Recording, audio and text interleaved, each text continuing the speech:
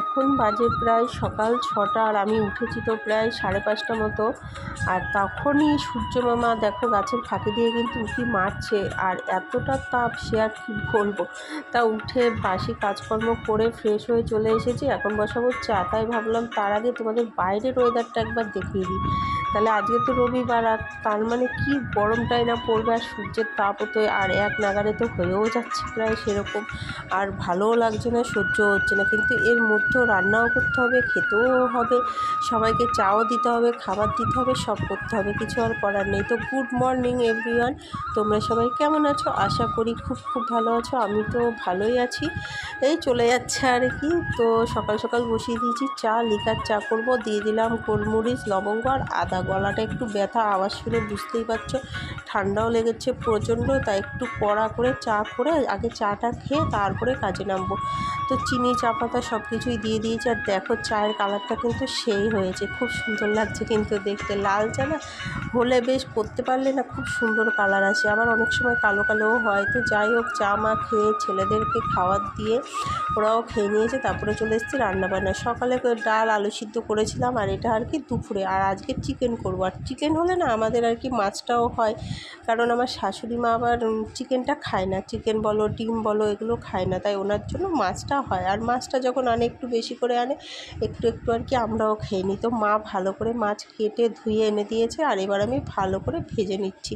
আর মাছগুলো না খুব ভালো, এর মধ্যে আর কি অনেক ধরনের মাছ আছে, বেশ বড় বড়, তো আর একটু বেশি করেই এনেছিল মাছ। পুঁটি মাছ, মরুলা মাছ, আর কি পাঁচমিশালি মাছ যাকে বলে, সব ধরনের মাছ এনেছে। দেখো আমি লাল লাল করে একটু কড়া করেই ভেজে নিয়েছি, কড়া করে না ভাজতে আবার খেতে চায় না কেউ, তার জন্য যেহেতু একটু বড় মাছ। তো তারপর আমি এখানে ক্যাপসিকাম, টমেটো, লঙ্কা, দুপোস রসুন, আলু সব কিছু কেটে রেডি করে নিয়েছি।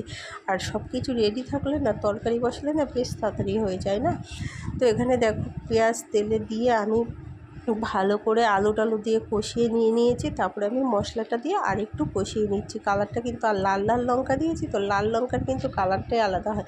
শুকনো লঙ্কাটা দিইনি, যা গরম পড়ছে এই গরমে শুকনো লঙ্কা আর কি কম খাওয়াই ভালো। আর গুঁড়িটাও আমরাও তো খাই না, যখন কেউ আসে অতিথি তখন একটু কালারের জন্য স্পেশালভাবে তখন ব্যবহার করি। তো যাই হোক, এখন আমার মাছের তরকারি প্রায় হয়েও এসেছে, এবার জল দিয়ে দিলাম। জল দিয়ে আর এই তরকারিটা একদম মাখা মাখা করবো, আর গুঁড়ো মাছের তরকারিটা মাখা মাখাই খেতে বেশি ভালো লাগে। তো নামানোর আগে আমি দিয়ে দিলাম ধনেপাতা। ধনেপাতা বলতে বিলাতি ধনেপাতা, এখন তো গরমকাল, ওই ধনেপাতা আনলেও পাওয়া যায়, কিন্তু গন্ধটা ভালো হয় না। তাই বিলাতি ধনেপাতাটার গন্ধটা এই টাইমে বেশ ভালোই লাগে, তার জন্য আমি বিলাতি ধনেপাতাটাই ব্যবহার করলাম। তো তারপরে চলে এসেছি চিকেন। দেখো আমি মশলা টশলা সব কিছু কষিয়ে ফেলেছি, একদম রেডি হয়ে যাচ্ছে, আর বেশিক্ষণ লাগবে না আমার চিকেনটা হতে। আর বন্ধুরা, মাংসটা নাড়তে নাড়তে আমি তোমাদের কাছে দুটো কথা বলতে চাই। আমার চ্যানেলকে সাবস্ক্রাইব করে দয়া করে তোমরা আবার আনসাবস্ক্রাইব করে দিও না। আর সবাই কমেন্টস করো যে দিদিভাই চলে আসো আমার ফ্যামিলিতে, আমি চলে এসেছি, তোমরা কিন্তু সেটা করো না, সাবস্ক্রাইব করো না। আমি কিন্তু তোমাদের পরিবারে গিয়ে সাবস্ক্রাইব করে তোমাদের ব্লগটা দেখে লাইক করে তারপরে আসি। দয়া করে তোমরা এই জিনিসটা করো না, তাহলে আমারও সাবস্ক্রাইব কমে যাবে, তোমাদেরও কিন্তু কমে যাবে, ওয়াচ টাইম সবই কমে যাবে না, এগুলো চ্যানেলের আর কি ক্ষতি হয়। তো যাই হোক, ছোট্ট ছোট্ট করে দুটো রেসিপি শেয়ার করিনি, কিছু কথা তোমাদের সাথে শেয়ার করলাম। আজকের মতো এ পর্যন্তই। সবাই ভালো থেকো, সুস্থ থেকো, টাটা। আর অবশ্যই পাশে থেকো।